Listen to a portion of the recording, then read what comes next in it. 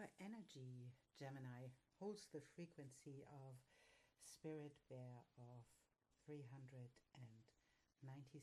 hertz.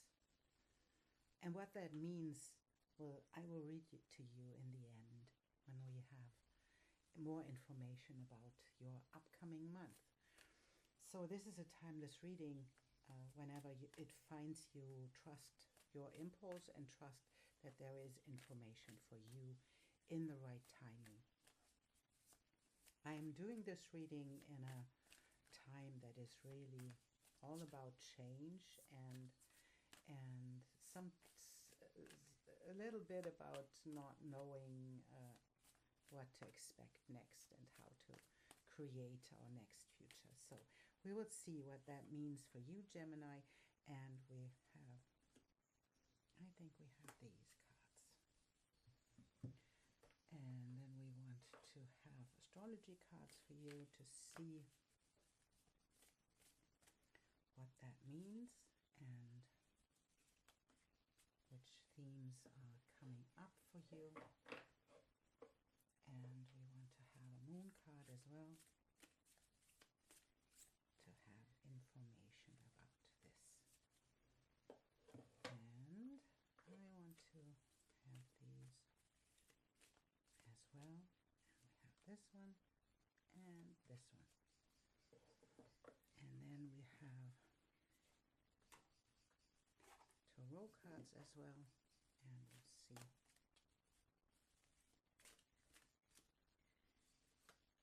These, I guess these are as well.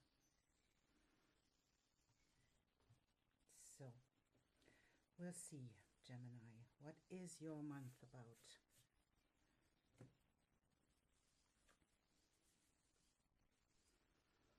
And I will leave the Spirit Bear over here. And we have the coffin, we have the clover, we have the owls, and we have the cross. And there is something really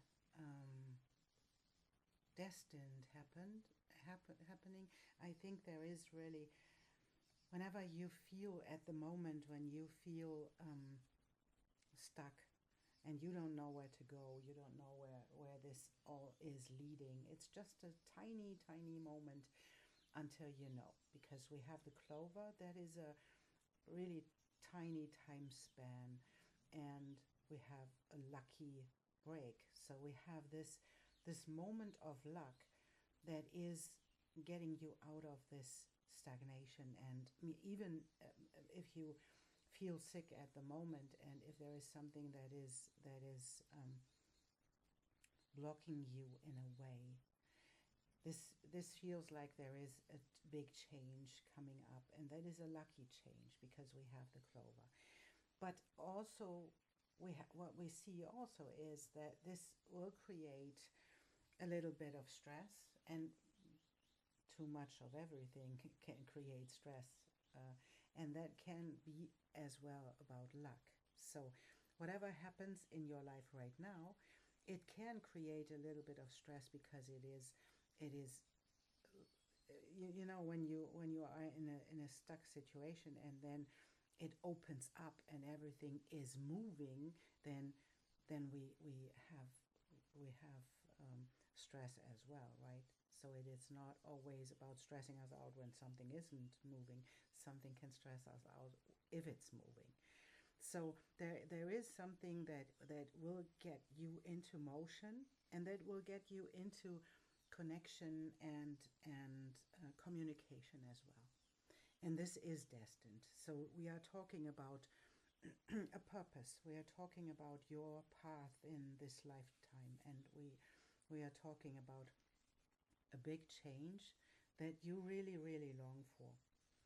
And we have Saturn as an astrology card, and we have relationship, 7th house. So there is something coming up in communication that's about collaboration, that's about relationships, That's about a new structure that is entering your life.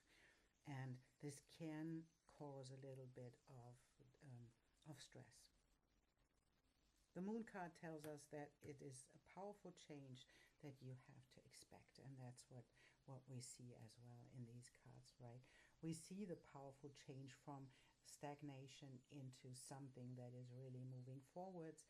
And I feel that this is really happening now because we have these time card that is a tiny span of time when this is changing.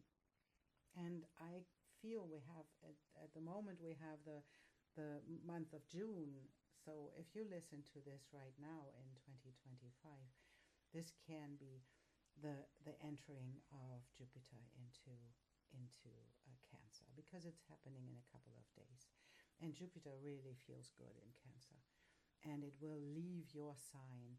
And often it is in this moment when Jupiter leaves our sign, that could have resulted in a lot of communication, thoughts, a lot of distraction even in our mind. And in the moment when the change happens into a different sign, it often comes with the results of the last year. So expect the unexpected and allow yourself to just be with it. And we have the card of Twins, and we have the card of the Bonfire. That's a card for me that's about fire horse energy, and that is about moving forwards. And even being in this twin energy, we have the twin as well. That is like this and that is true. So both sides of the same coin, to connect polarities with each other. So this is an invitation to take this present moment and to allow everything to be. This is calmness in this horse, right? We can see, and we have the lightning strike in the background, and it's like the realms are connecting in this, and it's like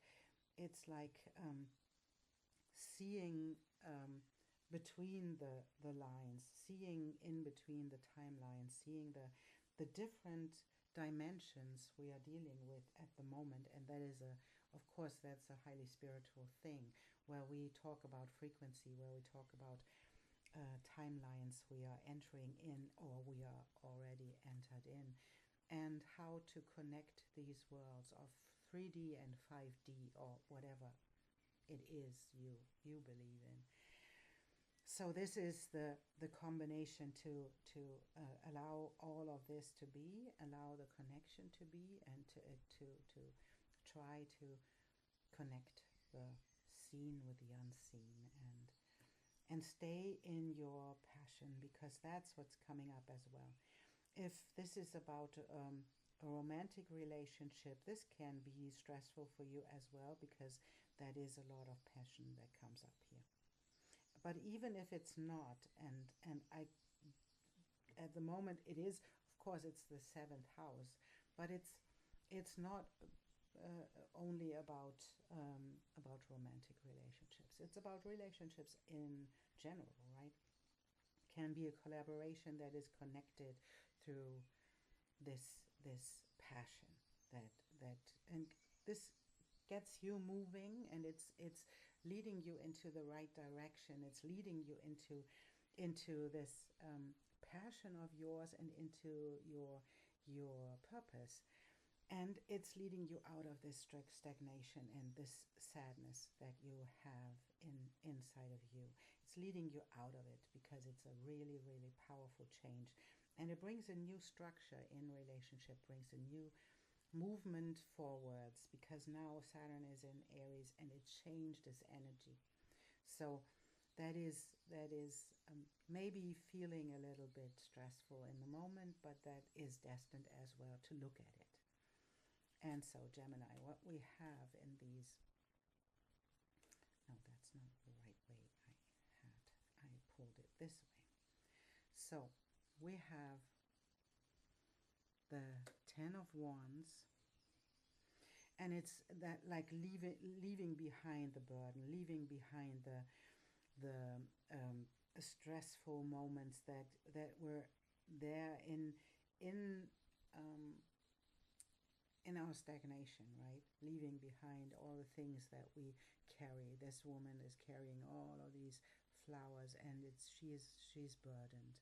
So letting go of this, and this king of swords is showing us that he knows how to move his mind. He knows how to keep his mind in check, and how he is able to stay calm in the midst of a lot of swords.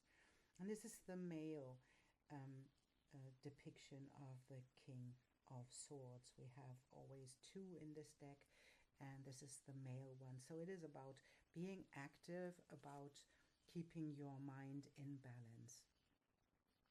And with all of these new ideas, this can mean really something that is coming up, that is a new idea that moves you forwards and gets you into the place where you dream of the world. And this is the Two of Wands showing us that it is about stepping into the world, stopping to sit on this roof and having the globe in your hand. It is about moving forwards, and that there is this longing for being in the world. And this is the Two of Cups showing us that there is a beautiful relationship, whatever that means, coming into your life that has a lot of passion, that has a lot of like a divine counterpart. It is like someone who really, really belongs to you. And if this is in love, it's a soulmate. And I don't talk about those concepts about twin flames or something. I think that keeps us stuck. But it is someone who is really connected to you, really, really connected, and it's like intertwined, right? And we have the Knight of Wands as well, who is able to move his projects forwards with passion, and who is able to deliver the passion and the creativity. And there we have the star as the vision that you will follow. And that is really beautiful, because it is about your ability to envision yourself in the future in this project of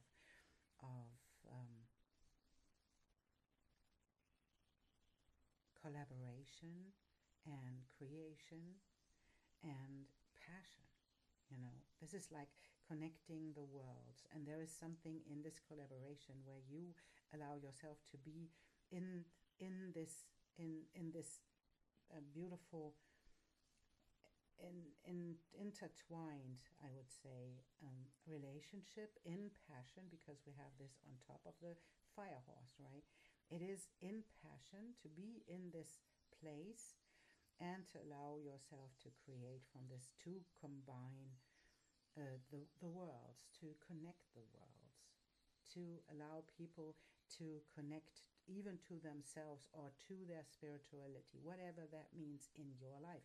But it's your project that will be able to do this.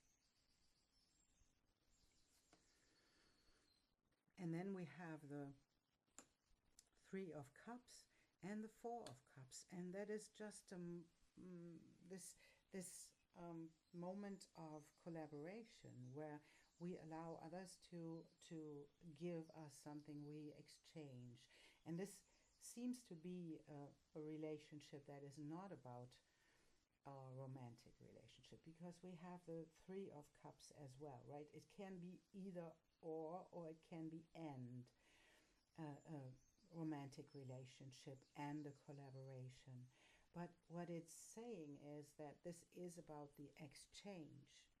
And about the exchange, it is important to be able to receive and to give, because that is the Four of Cups, warning us about not being excluding ourselves and pulling back from this, because that's what coming with the stress in the beginning. When something is opening up to you, we can be afraid, we can be holding ourselves back because we don't know where this is leading, and we can close ourselves up from receiving.